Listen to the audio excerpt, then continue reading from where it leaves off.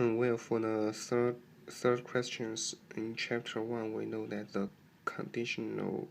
probability of A assuming B equals the probability of AB over the probability of B, so that in this question we can change this probability into this one. And then we know that this part, the probability of x2 less than 3, we have already done in the former questions, so that our purpose is to deal with this probability, and this probability we know that it is from, this part is from 0 to 4, this part is from 0 to 2, so that they are overlapped, they are not independent. We cannot deal with it directly, so that we try to transfer it into independent one, so that we assume that the crossing points in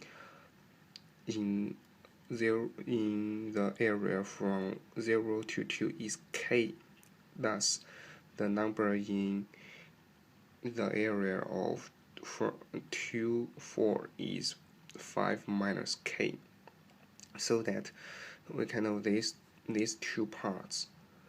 are independent because they are not overlapped, so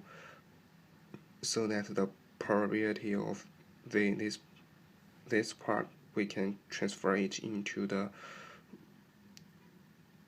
product of the probability of this part and this part, and we know that the k is from 0 to 3, so that we can transfer the probability of this part into this one. K is from 0 to 3, and n is from 0 to 5 minus k, and we know that the t equals t2 minus t1, so that in this part the t equals 2 minus 0 equals 2, and in this part the t equals 4 minus 2 equals 2,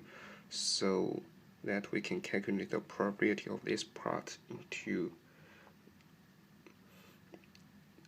is equals with this one, and it equals to this part, the sum of this 4 part. So combined with the information we know, combined with this, the probability of x2 less than 3 we know, and we can calculate the probability of this one, which is equal to this one over this part.